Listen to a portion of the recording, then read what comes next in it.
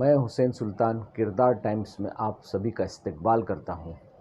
आज मुमरा के तनवर नगर इलाके में जमात इस्लामी हिंद मुमरा शाख की जानिब से एक अज़ीमुश्शान जलसे का इनेकाद किया गया।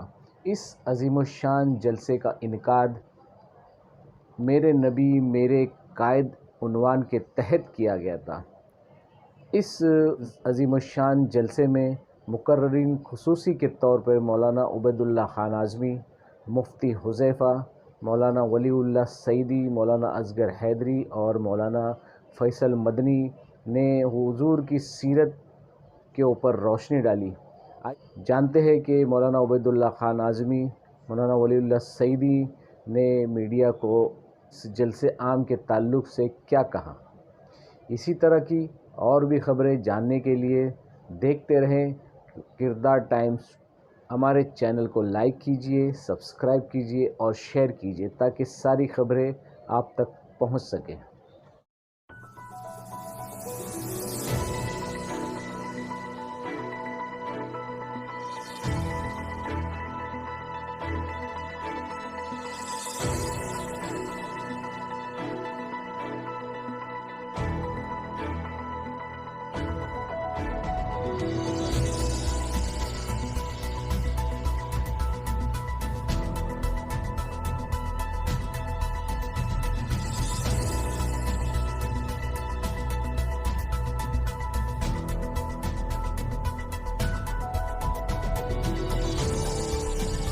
बिस्मिल्लाहिर्रहमानिर्रहीम। मेरे नबी मेरे कायद, ये मुसलमानों की अलग अलग तंजीमें हैं जिसमें एक तंजीम का नाम जमात इस्लामी है। तो सिर्फ मेरे नबी मेरे कायद किसी एक तंजीम के न नबी हैं न कायद हैं। सारी दुनिया के तंजीमों के मेरे नबी कायद हैं, बल्कि सारी दुनिया की तंजीमों को छोड़िए सारे मुसलमानों के मेरे नबी कायद हैं और सारी इंसानियत के लिए मेरे नबी कायद हैं। सही मानों में ये है वो सब्जेक्ट जिस सब्जेक्ट पर यहाँ दूसरे फाजिल मुकर्ररीन ने हुजूर की ज़िंदगी के मुख्तलिफ़ गोशों पर रोशनी डालते हुए तलखीसी तौर पर इस जलसे के ख़ुलासे में ये बात कह दी कि खिलाफ़े पैगंबर कसी रहगुज़ीर कि हरगिज़ बमंजिल नखाहद रसीद। कोई भी रसूल पाक सल्लल्लाहु अलैहि वसल्लम की क़ियादत के ख़िलाफ़ और उनकी रहनुमाई के ख़िलाफ़ अगर अपनी ज़िंदगी गुजारता है, वो अपनी मंजिल से उल्टी समत में चल रहा है, अपनी मंजिल तक नहीं पहुँचेगा बल्कि अपनी मंजिल से दूर हलाकत के गड्ढे में गिर जाएगा। हालात देखिए, एक्शन और रिएक्शन ये दोनों तरीक़े अगर उसूलों की बुनियाद पर नहीं होते हैं तो गलत है। एक्शन भी अगर दस्तूर की रोशनी में होता है तो फसादात नहीं फैलते, और रिएक्शन भी अगर दस्तूर की रोशनी में होता है तो फसादात नहीं फैलते। इत्तेफाक की बात यह है कि हमारे मुल्क में फ़िरका परस्ती को उरूज तक पहुंचाने के लिए मैं बहुत सफाई के साथ कहता हूं कि बीजेपी और उसके रहनुमाओं का हाथ है।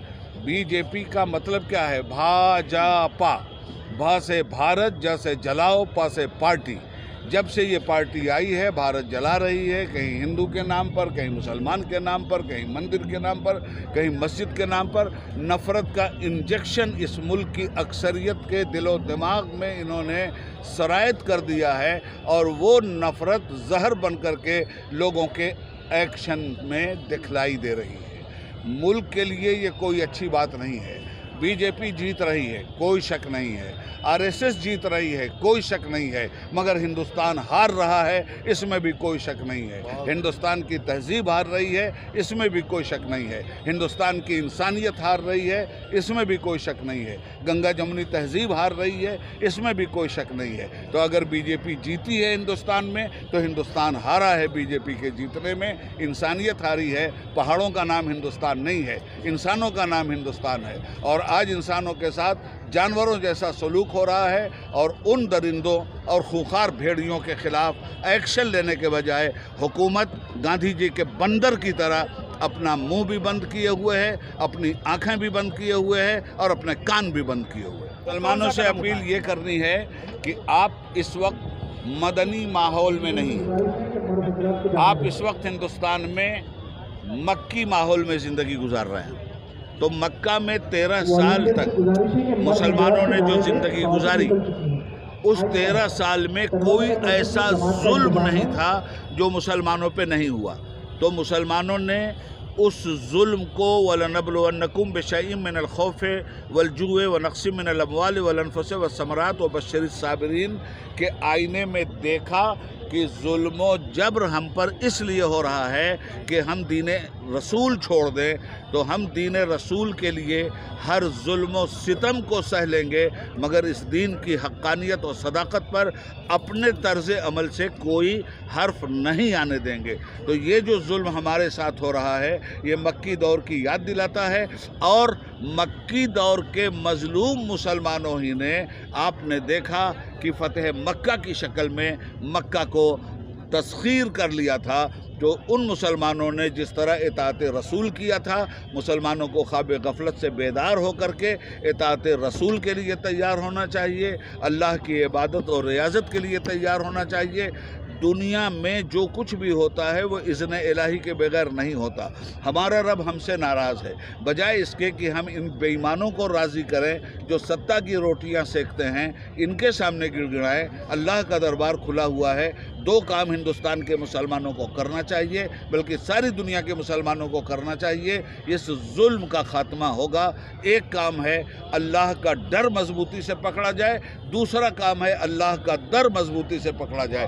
جس دن مسلمان نے یہ کام کر لیا، حالات تبدیل ہو جائیں گے، گھبرانے کی ضرورت نہیں ہے۔ اللہ کی مدد انہی لوگوں کے لیے آتی ہے جو لوگ خود اللہ کے دین کے لیے مصیبتوں کو برداشت کرتے ہوئے اپنے قدم کو ڈگنے نہیں دیتے۔ مقصد یہ ہے کہ پوری امت کو یہ پیغام دینا ہے کہ ہم نبی اکرم صلی اللہ علیہ وسلم کی سیرت کو بھول گئے ہیں۔ آپ کو ہمیں پڑھنا چاہیے، آپ کا بچپن کیسے گزرا، آپ کی جوانی کیسے گزری، اور خاص طریقے سے آپ جب نبی ہوئے 40 سال کی عمر میں، تو آپ کی پوری زندگی کیسی رہی۔ دوسری بات یہ ہے کہ نبی اکرم صلی اللہ علیہ وسلم تو پوری زندگی گزار کے آپ نے بتایا نا کہ ایسے تمہیں زندگی گزارنا ہے۔ قرآن مجید کو اللہ رب العزت اگر خانہ کعبہ کی چھت پر اتار دیتے، وہاں رکھ دیتے، لوگ پڑھتے، لیکن میدان محشر میں کوئی یہ کہہ سکتا تھا باتیں بڑی سخت تھیں، عمل نہیں کر سکے۔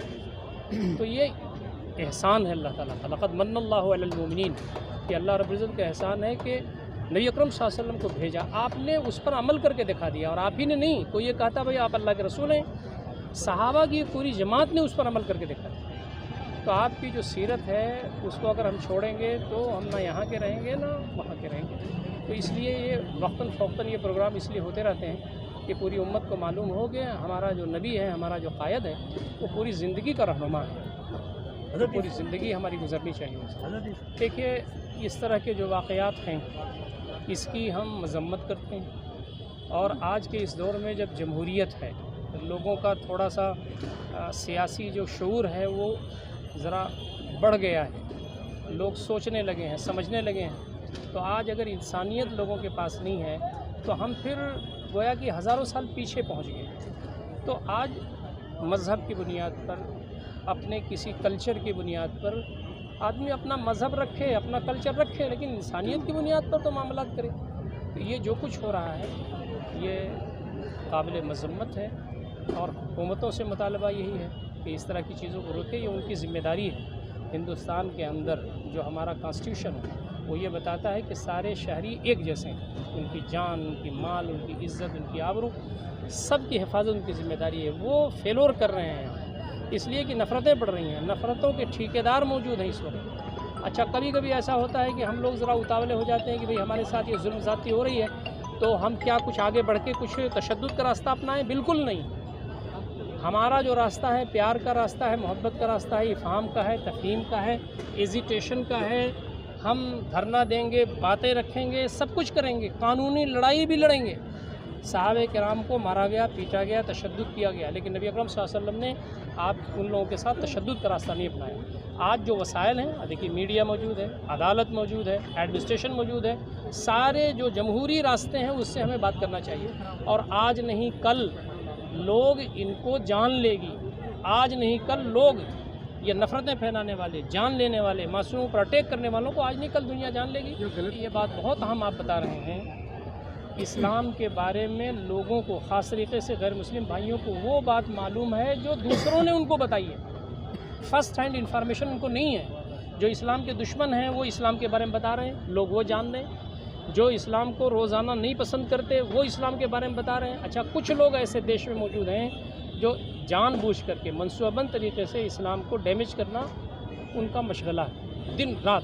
نبی اکرم صلی اللہ علیہ وسلم کے بارے میں، قرآن کے بارے میں، طلاق کے بارے میں، خواتین کے حقوق کے بارے میں، بہت ساری چیزیں ہیں، دن رات ان کا یہی کام ہے۔